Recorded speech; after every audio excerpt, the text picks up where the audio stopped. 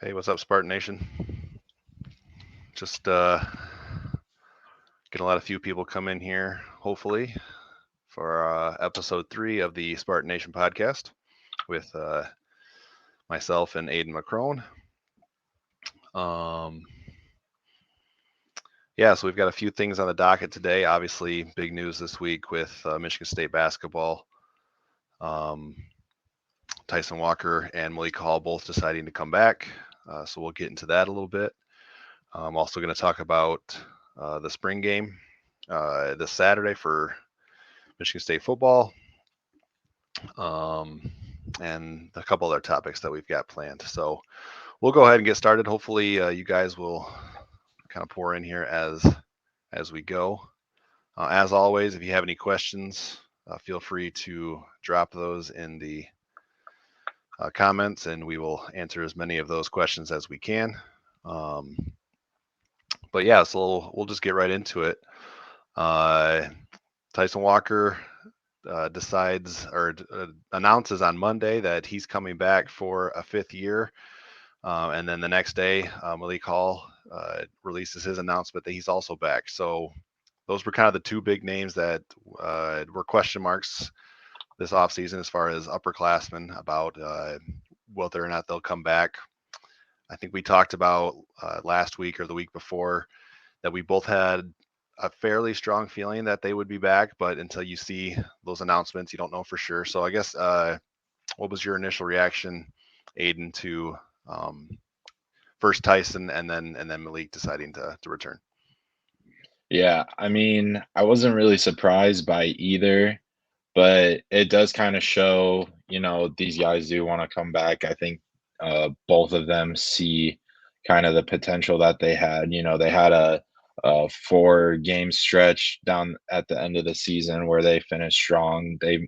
USC and Marquette are definitely 2 quality wins that they had in the tournament, and they fought. They were tough the whole season. A lot of games. There were some games that didn't go their way, but at the same time, um, yeah, they were really tough and gritty, and both of them were either a vocal leader or a leader on the court on the whole season. So I think that's really important. And kind of going into looking ahead to next season, um, there's gonna be a lot of different uh kind of, I guess, question marks, because obviously this year the biggest question mark was depth, and now with Malik Hall and Walker back, you have 12 scholarship players, opposed to 8. So that's definitely key, and I'd be interested to see what happens. I don't really think they're gonna go after anyone in the portal now. I think Izzo, he's talked about he likes to keep a scholarship open. So Right. yeah. So for that reason, I don't really think that. eh, I mean, they made calls to different players, but I don't think anyone is really in the running to come to MSU now. Yeah, no, I'm with you too. And Izzo had a press conference today that I was at, and he talked about the difficulties of maintaining even 12 scholarship players, which is what Michigan State is at now with Hall Right. and Walker back. And you got to juggle egos, you got to juggle playing time. And he said it's tough to keep 6 guys happy at a time, let alone 12 or 13 because Hmm. you're allowed 13 scholarships.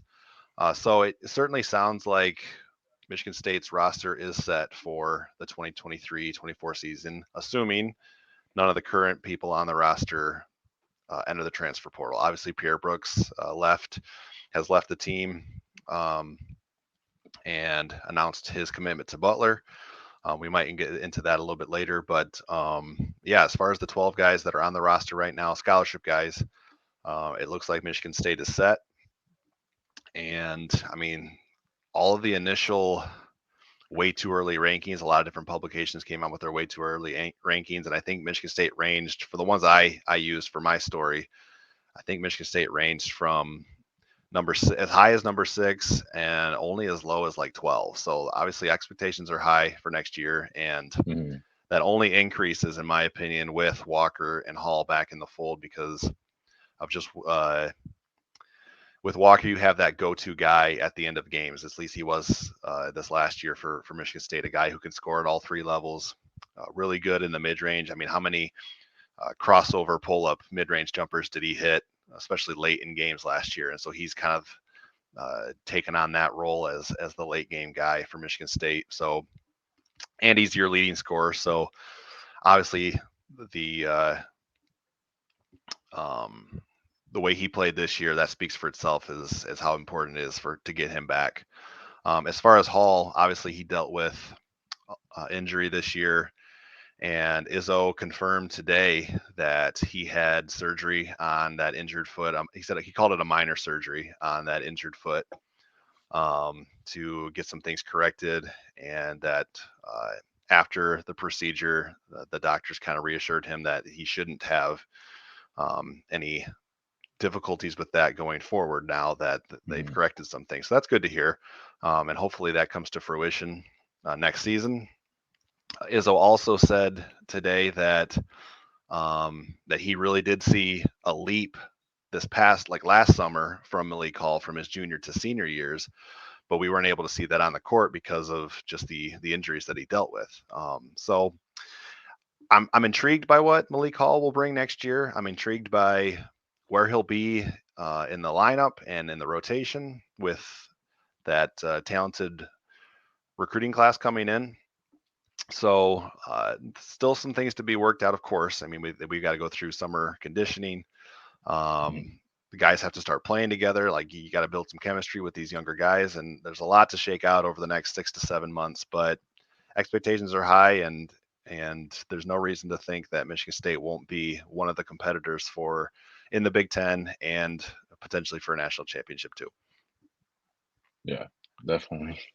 Yeah. Um, so do you have any other thoughts on Hall or Tyson coming back?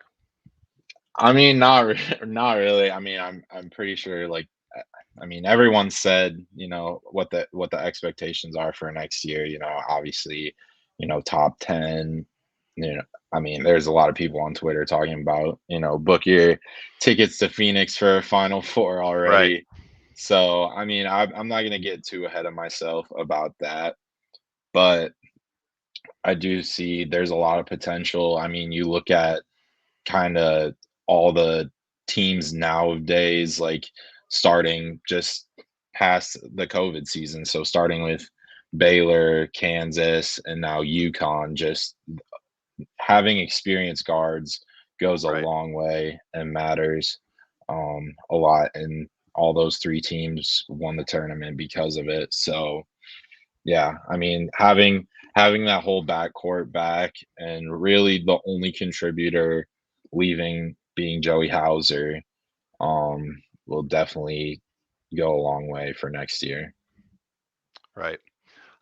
Just gonna put out a quick message to those who are watching. If you guys have any questions, go ahead and ask those. We actually do have one from Cameron McGregor here. He says, "Glad to have Tyson Walker and Malik Hall back for one more season. Any news on Joey?" Um, no official news on Joey, but again, it's pretty well established that he's not expected back for next year. So it would be at this point shocking if he does come back. So Mhm. I think we have a pretty good understanding of that. So um, with that, we can kind of move on. I've got actually quite a bit lined up for today's show. I'm hoping that we can get through it Okay. all. So we'll move through to the next topic I wanted to talk about, which is Michigan State football's spring game slash open practice slash scrimmage that is going to be happening this Saturday at Spartan Stadium, starting at 2 o'clock. Mel Tucker did confirm on Monday at his press conference that they're sticking with the open practice format as opposed to a traditional spring game. So they will not be splitting the football team up and going green versus white, like we've seen in years past with D'Antonio and things like that. Under Tucker, Michigan State, I don't believe has had one traditional spring game yet, um, Nope. which is well. What was your reaction to it, that Aiden, when you heard that news? Yeah, I mean, again, not really surprised. He's done it 2 years in a row already. I mean, like, I don't know. I don't really know how to think about it. Obviously, you do want to see a scrimmage and some live action, kind of. But I mean, practices is what they do pretty much every day. It's kind of their more day to day routine. So you get to see that, which is kind of interesting because obviously, I mean, a lot of people only see the end product on Saturdays. Um, but really they spend most of their time, doing like position groups and kind of uh offense, defense related stuff. So I guess it is a little interesting if you're kind of like a football enthusiast to see their day-to-day practices, kind of routines, and take bits and pieces away from that. And you get to see more reps from every single player as well. So I think that's a piece that I think Tucker has in mind. Um, so yeah, that's kind of where I'm at about it. I'm indifferent, but yeah. Okay. Well, I'll be like, my honest reaction was disappointment. To be Yeah. honest, I was at the press conference on Monday, and after hearing about how Michigan State had 19 available offensive linemen between scholarship and walk-on guys available at the beginning of spring practice, my gut instinct was, okay, well, they'll be able to have a traditional spring game uh, on April 15th, and we'll get to see what that looks like for the first time under Tucker. And so I was a bit disappointed when he announced that it was going to be more of a open practice format with some scrimmaging in the second half, similar to what they did last year. And he said this wasn't like, he didn't point this out as like the only reason why they're not doing the split squad scrimmage, but he did point to not having enough healthy bodies on the defensive line, as a reason for that, um, and how, like, he and his coaching staff, they want to be able to evaluate guys, um, in a competitive environment, but one that like makes sense, and one that they can see guys strain on every play and win their one-on-ones. And he just didn't think that that was possible with the split squad format. And I get that. Like, I understand. I'm not going to sit here and say that I know better than Mel Tucker about his own team, and that's just not true. But I was disappointed. Um, and I don't know what the fan base is, like, where their meters at on that. If they were like geared up for a spring game, or if it was more indifference, or what after last season. But just my personal take on it was, I'm disappointed. I understand it. I get it. Uh, and I will say about last year's open practice, I did enjoy getting to see all of that and the individual work. But then they did enough scrimmaging in the later parts that kind of, made it worth going, made it worth seeing. Um, Last year it was interesting. Peyton Thorne was pretty well established as the starting quarterback, but with Caden Hauser coming in, and I'm trying to remember if Hamp Fay was still a quarterback at that time. I think he was. Yeah. Um, and so, like, the kind of the big question last year was, okay, who's going to be the number two guy?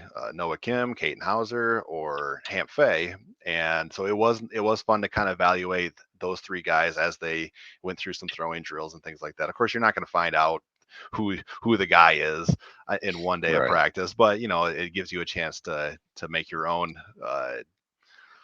inconsequential evaluations, I guess.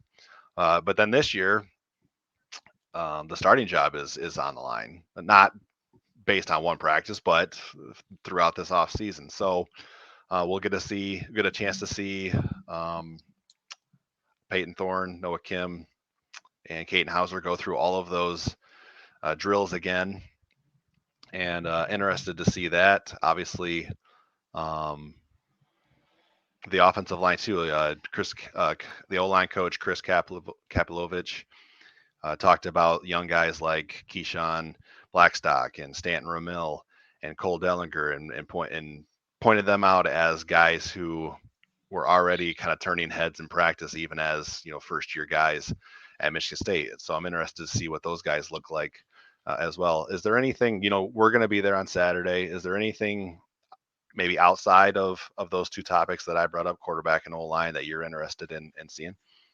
Yeah, definitely. I mean, I think running back is probably the biggest thing for me. Okay. You have Nathan Carter, Jalen Berger. I mean, it's weird because he doesn't get a lot of playing time, but you do hear the coaches talk about Davion Prim. Right. Um, like you've heard his name, the last couple years, and yet we haven't seen anything. So I mean, maybe that's an interesting like kind of goes under the radar type of guy that maybe gets a little bit more playing time this season. Um, yeah, so I think that's another like open job that's really important. Obviously receivers outside of Coleman and Mosley Right. are the two big ones. So yeah, I guess I'd take the fun positions to watch running back and receiver for those. Yeah, for sure. Also get maybe a better or a closer look at Jim Salgado coaching up the corners. Hmm. Last year, Tucker kind of took that position under his wing. So we'll get to see what a little bit of his coaching style and how he runs things. Dyron Reynolds on the D line, replacing Marco Coleman. So a couple new coaches that we'll get our kind of our first look at coaching up their position groups. So a couple more, obviously, to keep an eye on there. Um, we'll move on to this. I saw a question on Twitter, and I want to give credit where it's due. So I'm gonna look for that tweet real quick. But the question was essentially, what would you give up or sacrifice for this football season for Izzo to win his second national championship this coming year?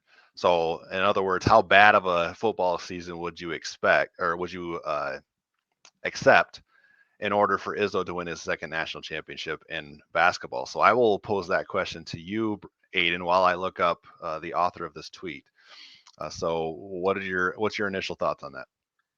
Well, I mean, considering UConn football has been terrible for as long as I can remember, and they've won 5 national championships in 25 years, I think, um, honestly, anything is acceptable for me. I think um, yeah, I mean, obviously, there's a lot of coaches that have 1 national championship, but having 2 would really solidify Izzo as one of the greats.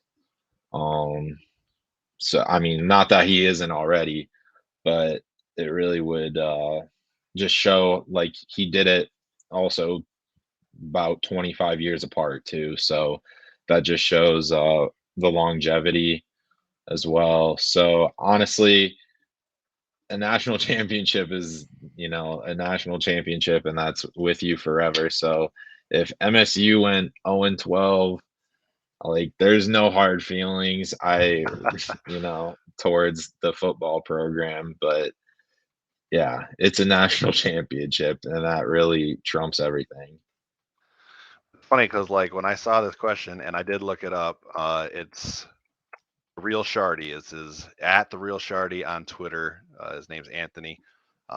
So giving credit to him for posing the question, and we're just kind of piggybacking off of that.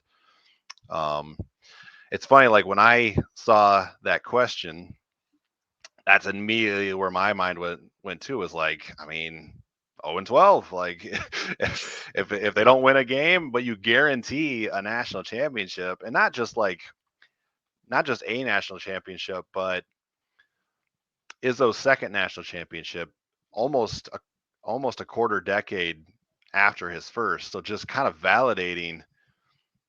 I mean, not that he needs validation. Let's be clear about that. Izzo doesn't need Mhm. validation, but just to further validating Right. just his tenure at Michigan State. And um, let's see, the first national championship came in year 4 or 5 for Izzo. I think his Yeah. first year I think it was. was like I think it was year 4. I think it might have been year Yeah, something 4, right because around I there. think 96, 90. Right. If I'm right, 96, 97 was his first year, and they won it in 99 and 2000. So I think that's year 4. And not that Izzo is like at the tail end of his tenure now, but certainly late in his tenure. So to bookend the tenure with 2 national championships would be a pretty good deal. So that's kind of where my mind went initially. Also, was if Michigan State went 0-12 in football, but it guaranteed a national championship in basketball, I think most people would accept that. Now, Yeah.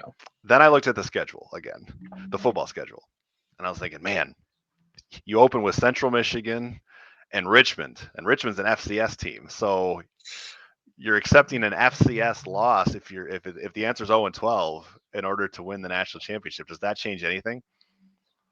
Um, Not really, honestly. I think again, there's no hard feelings to those players or coaches, but I mean, I would say if the roles were reversed, if it was, would you accept the MSU football national championship if you know MSU basketball like didn't win a game, they went 0-35 or whatever? I'd say I'd do it in a heartbeat. Like like a national championship is just especially for MSU, who is a blue blood basketball program. It just yeah, Right, and it's different. maybe a more realistic comparison would be like going 0-20 in Big Ten play or something like that if you're the Right. basketball team. Yeah. So, but you even took it a step further in every game, losing to Oakland for the first time in the school history in order to win the Yeah. football national championship. Hey, Yeah. like you said, a national championship is the peak of any collegiate sport. So Mhm. to arrive there, and for in football's sake, the first one since 1966. Yeah. Yeah. Long time. Long time. So understandable. Well, I just, like, again, I thought that was an intriguing question. If there's Mhm. anybody who's watching who has a thought on this topic, feel free to share your answers in the comment section about how bad of a football season would you be willing to sacrifice, or in order for Izzo to win a second national championship. Go ahead and throw that down in the comments, or vice versa. For a college football playoff championship for Tucker and the boys. How bad of a man? I tell you what. Given the excitement level for Michigan State basketball, if we're gonna stay to this year, can you imagine? I can't even, like, it's not even realistic, so it's hard to even imagine, Mhm. like, uh, them going 0-20 or having a terrible season with the just the level of expectation that there is for the basketball season. But thought that was a fun topic. Figured we would throw Mhm. that in the show. Um, oh, we've got an answer here from Cameron. I'll throw it up. Question is, would you rather see a national championship in football or basketball in the next 2 years? So he's 54, still waiting for his first football national championship. So there's an intriguing question. Aiden, would you rather see a national championship in football or basketball? I gotta say football for this. I mean, I grew up in pretty much the best era for MSU football, Right. the D'Antonio era. And I mean, thinking about it, if we're talking about the next 2 years to win one, that means MSU would have to beat Michigan, who is right now at their best for the first time in decades, and then Ohio State, who, you know, obviously they haven't beaten Michigan the past 2 years, but are But they're still still really elite. good. Yeah. And then you have Penn State, who, I mean, I might have them, I might think of them higher than a lot of other people, but I think they are, this might be James Franklin's best team yet. Yeah. Um, I'm with you on that too. so I mean, yeah, just all that, uh, just taking that all in, saying they would, at least, you know, win all of those games or near all of those games, and then win, two playoff games. So I mean, I think I'd take that, um, definitely over basketball. But I mean, it's close, but I'd still take Sure. football. Yeah, it's just a couple of thoughts that I have, reacting to what you just said. First off, just about Penn State, they get Michigan at home this year. They do have to go to Ohio Mhm. State. It's very easy to picture a scenario where Penn State beats Michigan at home, Michigan beats Ohio State again at home, and then Ohio State beats Penn State in Columbus, and all of a sudden there's a three-way tie. Like that's All a right, very real possibility this year. I definitely. would not be surprised at all by that. Um, so that was one thought that I had. Another with just I'm kind of with you too with football. Um, just because a couple different things.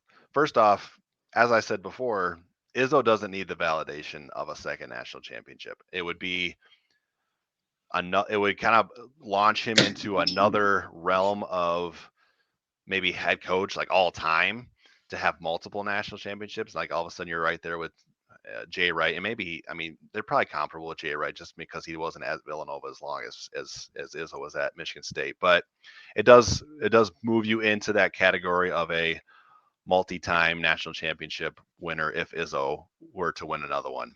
But I don't feel like he needs the validation. Whereas Mel Tucker, like he needs to validate that he's the guy here. Like I still believe that he is the right guy for the job. But after a 5-7 record last year, like he has a lot of validating that he has to do. So I mean, talk about a validation. Like that 10-year, $95 million contract that a lot of people like to scoff at and get angry about. Wouldn't be high enough if he wins the national championship. Like Yeah, throw more money at him if he wins the national championship. So right. just for that reason alone, I think a football national championship would be more meaningful. Another thing would be, nothing against UConn, nothing against the teams that were in the Final Four this year, but we just had a Final Four that had a 4 seed, 2 5 seeds, and a 9 seed. There's a lot of randomness to that, but it's also Mhm. like you can argue that UConn was the best team in the country this season, but Alabama had a pretty good argument for that. Kansas had a decent argument for that. Um, Gonzaga wasn't what they were maybe the last couple of years, but they were a good team. I'm trying Yeah. to think of just the 1 seeds. I mean, yeah, Purdue was a Purdue, yeah, yeah, Purdue and won the Big Houston. Ten by 3 games, and so I feel like the national championship in basketball is much more random. You Yeah, still like you have to be good. You have to have good guard play. You have to have what is it like a top 20 offense or and then a top 40 defense or vice versa yeah, it's the other efficiency way. wise. Yeah, efficiency wise. So you have to be really good in order to win a national championship. But like in football, since the playoff, there's been what, 5 different national champions? Bama, Ohio State, LSU, Georgia, Clemson. I think that's it. Yeah, Like those are the ones who have yeah, won national championships over the last um see 14. So 9 years, almost a 8 years. decade of the playoff. Like 5 different programs have won one.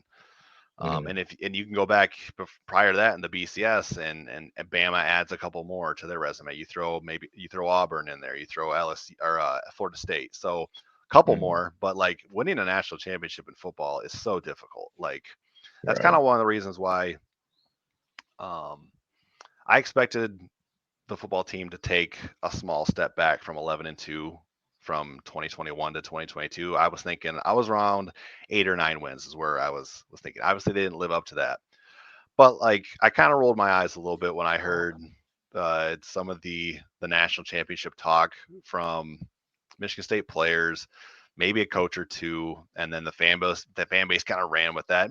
Some of the fan base, not the entire fan base, but Mm, like it's so hard to win a national championship in football. So yeah. uh, so yeah, that would be my answer too. Would be football. Um, moving on. This was a question that I haven't shared with Aiden yet, but I wanted to throw it at him because I wanted to get kind of that first. Um, didn't want to give him time to think about it. So right after Michigan State is done with the open practice / spring game on Saturday, the transfer portal is going to open again. There's a spring window. So here's my like burning question for you, Aiden. When the transfer portal opens for that spring window, and it's from April 15th until April 30th, so the second half of the month, will one of the three quarterbacks in the race enter the transfer portal? Either Peyton Thorne, I Noah had Kim, or Caden Hauser. I had a feeling where this was going. All right, Um, that's tough. I think yes. I don't think the coaches are gonna want any of the three of them to leave, but I sure, think there's gonna be one of them that will see the writing on the wall. And honestly, I wouldn't be surprised if we see um a couple other guys like linebackers or receivers leave too. I think there could be some other um key players that will surprise us that will leave. But going back to the quarterback, I think yeah, I can definitely see that.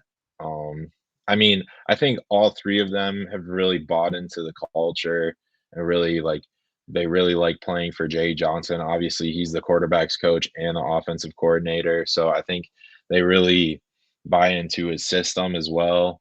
Um but at the end of the day, all those guys are competitors and they're competing for a starting job, not to be the backup. So, there might be some greener grass somewhere else, and some playing time for someone else, whether it be, a group of five school or maybe a smaller power five. sure. But yeah, I think yeah, that's kind of where I'm at. But I do think there will be one.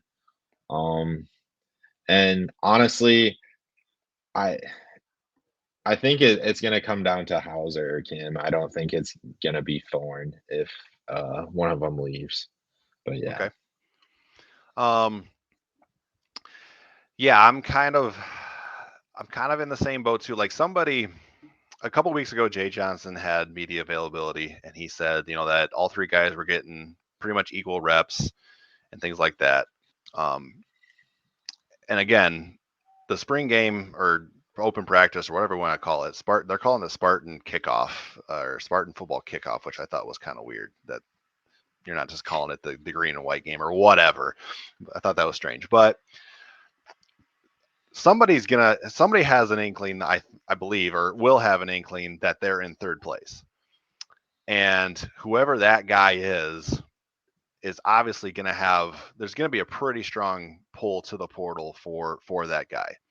Maybe that'll be this spring when the spring window opens. Maybe it won't be until later. I don't know when the next opening is for the portal or next window is for the portal, but maybe it won't be until then. But it is hard. It is tough to imagine that Michigan State is going to have all three of those guys on the roster for the 2023 season.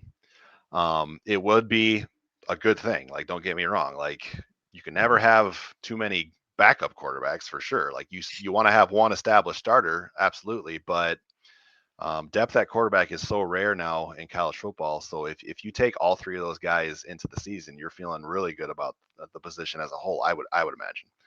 Um, And yeah, like if we're talking specific guys, the easy one is Noah Kim, just because, like I said, most of us kind of expect it to come down to Peyton Thorne or Caden Hauser, because Thorne has the experience and Hauser has the quote unquote upside because he's a former 4-star in top, 300 recruit.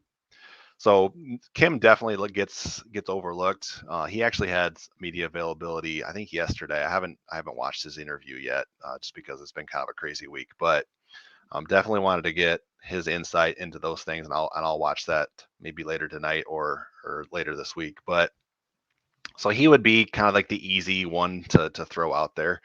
But I don't want to like just wildly speculate either, because I mean, shoot, I still think it would be hilarious if Noah Kim just wins the competition and surprises all of us. That would be kind of Mhm. funny in my opinion. But so yeah, I wanted to get your thoughts on that.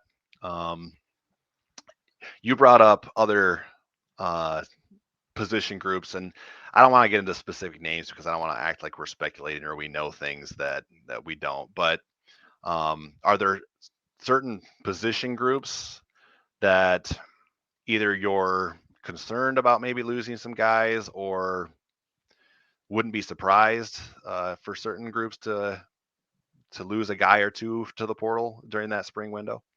Yeah, definitely. I mean, I think the first one that comes to mind is linebackers because, there's only two linebacker spots, and MSU, they're returning, Cal Halliday, Darius Snow is coming off an injury. You have guys like Aaron Brule. Um, you get, a lot of people talking about Jordan Hall being a guy coming into spring that's been, showing flashes of potentially getting playing time. Jacoby Windman. You have other guys who like former 4-star Ma'a Oti. I think that's how you say his last name. But anyways, again, like it's two spots for all of those guys. Obviously, they'll rotate, but again, I just named like 6 or 7 guys. So I mean, like you said earlier, Izzo talked about he can barely keep 6 guys happy. Football, you got 85 scholarship players, Right. so Yeah. it's definitely hard to keep that many guys happy.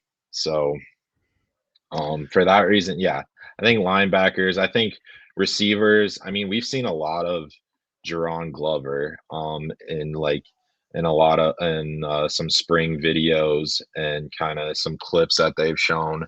So I mean, maybe he's the number 2 or number 3 guy for at receiver this year.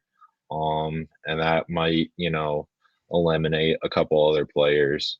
Um, from a starting spot, so that might trigger them to leave. So we'll see. Right. I just kind of laughing at my own comment down there too, because I hope like an entire position group doesn't enter the transfer portal. That would be pretty bad for Michigan State. But no, like on a more serious note, um, unfortunately in modern college athletics and college football specifically, the more depth that you have at in a position group, the more susceptible you are to losing guys to the portal. Now, I'm mostly pro player on a lot of these topics. I am okay with the one-time transfer rule. Um, I'm not okay. Like, if we're gonna get into that debate, like, I don't want like just open borders all the time. Like, you can transfer as many times as you want. I'm a little bit more traditional in that sense. Like, yeah, if one-time transfer, no penalty, but like after that, I think you should sit out, because like clearly you're not making great decisions or something. Like you gotta take more time to make your Yeah, decision. Um, so I'm cool with the one-time transfer. I'm definitely pro NIL for players. I don't love pay for play, which is going on in recruiting. And people like programs aren't even hiding it, and it's going on. I don't love that, but like I'm all for players being able to benefit and earn a profit off of their name, image, and like this. They put in the work to get to a position or a school where they can um like they've put in the work to be able to do that. And so if they get money to sign autographs and be in commercials, like I'm all for it. Um, but it is unfortunate some of the side effects that come with it, which is, players do make poor decisions when they some players do make poor decisions when they enter the transfer portal, and there's plenty for every Joe Burrow who goes from Ohio State to LSU and completely blows up in his second year and ends up being the number one pick in the NFL draft. For every one of those stories, like how many stories are there of guys entering the portal and they're just never heard from again? Whole Right. lot more of those type of players. And Izzo talked about that in his media availability today too. But you don't ever hear about that because they're just out of the news. So hopefully there will be some tweaking to maybe and I think there already has been with these like certain windows, like the spring window for the transfer portal. There's already been some tweaking to that. NIL needs, in my opinion, some structure and enforceable structure too, not just structure for structure's sake, but something that you can actually enforce that is, and you find a middle ground that is beneficial for the student athletes, but also um, you got to do something about this blatant pay for play that's going on in high school recruiting, in my opinion. Maybe you have a different opinion. Do you have a different opinion? I'm I willing to mean, hear it. I don't. I think in my opinion, I think pay for play has been going on way before it was, before NIL. So I Absolutely. think that it's not really a new thing. It's just kind of they've weaponized it Sure. per se for with NIL. So in that sense, I mean, I think every team does it. I don't think there's not a team that wins a single football game every year that doesn't do pay for play to some extent. Sure. And obviously NIL is, it's big, and I think that that's very important for players and stuff like that. I think regarding the transfer stuff, I think yeah, I'm kind of with you on that. Like, I understand the one-time transfer rule. Like, I like that, but I think honestly, if if a kid is going to 4 schools in 4 years or like 4 schools in 5 years, that's on the coaching staff Yeah. to not to realize that like, hey, maybe this kid is just flaky or something like that, and like Yeah. we shouldn't be doing that. I think that after maybe your third transfer, that might be on the coaching staff's evaluation of that player. And I mean, yeah, we're only in year what 2 of NIL, so I Sure. think so. I mean, I think it'll still work its way out. I think um a lot of these estimates that players are getting, you see some like I first thing that comes to mind is Tennessee's collective. They're paying that Nico Ilimiyava, or I can't really pronounce his name, the 5-star quarterback. They're paying Yeah. him $8 million for 4 years. And there's other collectives trying to offer millions. I don't know really how realistic those numbers are. I think those numbers will definitely go down over time, and it'll work itself out. And I think people were really just burning a hole in their pocket to spend that money that was once pay for play, now just pay it in NIL. So yeah, that's kind of my little speech there, but Sure. but yeah, that's kind of where I'm at on it. Kind of on a similar topic or the same topic, but I'm a big fan of. I'm going to plug a different show, which I shouldn't do because they're not paying me anything to do this. But I do like Josh Pate, who works for Yeah, 24/7 same. Sports. Right. He's got a great. It's called Late Kick with Josh Pate. It's really good. If you're a college football fan, go follow him on Twitter and go subscribe to his YouTube channel because it's just really good content if you're a college football fan. So anyway, he was at Penn State yesterday and had a sit down conversation with James Franklin. Um, I listened to it on the way to East Lansing today.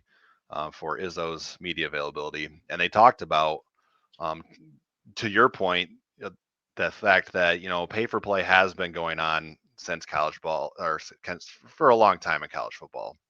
I Mhm. thought it was interesting. I think it was Franklin who said, um, the programs who have kind of always done that. He wasn't going to name anybody, but programs who have been doing that for a long time, in his opinion, had a head start on the rest of the country because they had been already in that world for so long. And so you legalized it for them, and they didn't really have to change a whole lot structurally because this was already going on. Whereas other programs who, um, maybe played things by the book, all of a sudden they're telling their boosters, "Hey, all of a sudden we can do this now, and it's not against the rules." So you take 3 or 4 decades of, "Hey, these are the rules. This is what we have to follow," and then overnight it's like brand new set of rules, very few rules. And so I thought that was just interesting. If you go, again, plugging another show, but if you go check out his interview, Josh Pay's interview with James Franklin, I thought that they did a good job of kind of exploring that from a coach's perspective, um, and just that world of NIL and pay for play. Um, yeah, so I think that's just about what I had on the docket for tonight. Any thoughts on Pierre Brooks going to Butler, or choosing Butler as his next destination, Aiden? Um, yeah, I think,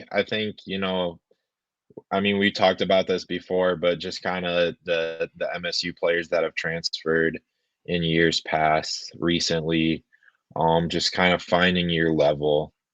And I think, the Big East still a good tough conference, Mhm. definitely a level down from the Big Ten. I say that even though UConn won the national championship, but Yeah, still, just top to bottom. But again, yeah, just finding your level. Thad Matta is the coach there, and I right. kind of I kind of thought about that. I was like, I wonder if Izzo made a call for him or something like that, just to kind of vouch for Brooks. Um, but yeah, I think that's a program that could use a player like him, and I think that will really give him an opportunity to develop because that team was around. I mean, I randomly watched Butler quite a few times this year, and Okay. they have a decent amount of portal players that they've used pretty well. And they finished. I think it was a little bit under 500 or like Yeah, I think it around was 500. 14 and 18 is what I saw when I read a Yeah, different story about Pierre Brooks transferring. So I think yeah, 14 and and 18 they was their they record. they had some big wins too. I think they beat Marquette, and I think they had another like kind of top 25 win, and then they had some bad losses, like they lost to Georgetown, Hmm. which they were really bad this year. So, Yeah, I yeah, mean, yeah, I think the biggest thing for him is just, he's looking to find his level, and I think it definitely could be there. And yeah, I mean, I wish him the best. I don't really have much else than that. sure. No, I mean Georgetown's been pretty much a train wreck ever since they lost to Florida Gulf Coast in the Right. as a 2 seed. I don't know what year that was, Yeah. like 2015 or something like that. Hmm. And it's been pretty rough at Georgetown ever since. Um, but yeah, as far as Pierre, obviously Butler, the name kind of jumps out a little bit just because they've been kind of a NCAA tournament darling, um, in years past. I couldn't believe it in that same story that I read, that it's been 5 years since they've made the tournament. I thought, or this was the fifth year in a row. Of course, we had the COVID year, but it was kind of surprising that Butler hasn't been in the tournament for that long, because they played for two national championships. Yeah, Yeah. UConn and then Back to Duke, back right? years. Yeah. Yeah. So it's definitely strange that they haven't been in the tournament. Um, but yeah, hopefully that is a good landing spot for Pierre. Like you, just the fact that Butler's coached by Thad Matta does jump out at you, because he had a great run at Ohio State, won multiple Big Ten championships, played for at least one national championship, lost to Florida. And I think, '07. Have to double check, but I think it was in '07 that they lost to Florida. Florida won back-to-back years. I know that, and one of them Yeah. was against Ohio State. And then Thad Matta steps aside for health reasons, and this was his first year at Butler, and they go 14-18. It's right around 500, like you said. Upset a few teams, lost to some teams they shouldn't have. So I'm kind of intrigued to see maybe what Thad Matta can do there, just because of the success that he had at Ohio State. And as always, like, you never want to see kids, or call them kids, college athletes fail. Like when they Hmm. leave Michigan State, like you're not rooting against those guys. I mean, generally. So hopefully, like I said, that's a good landing spot for Pierre, and that he can find um, that development, more playing time, that it works out for him. Hmm. Izzo wasn't asked specifically about Pierre's transfer today, and it's probably one of those things that you wouldn't get into a whole lot anyway. But to your point, I was also intrigued. I wondered if uh, there was a discussion between Izzo and Mata, maybe Mata reaching out and inquiring, and then Izzo providing some feedback, or like you said, maybe Izzo reaches out and says, "Hey, this is a guy who just can't fit into the rotation here, and that's why he's transferring out, but he would be a good Hmm. fit for you guys." It would be interesting to know maybe what went behind the scenes there. But all right, I think we're going to call it a night right there. We went for just over 50 minutes, and yeah, so hopefully you guys enjoyed this. I've been enjoying doing this. This is our third podcast. Gonna try to stick to this, like maybe one podcast per week through spring and summer. Content's going to get a little bit thin during the summer months, so we'll see if we have enough content to support um, this going forward, and then maybe ramp it up a little bit more once football gets a little closer. But I'm enjoying it. Hopefully Aiden's enjoying it. Uh, Hopefully you guys are enjoying it. So we'll see you next time. Take care.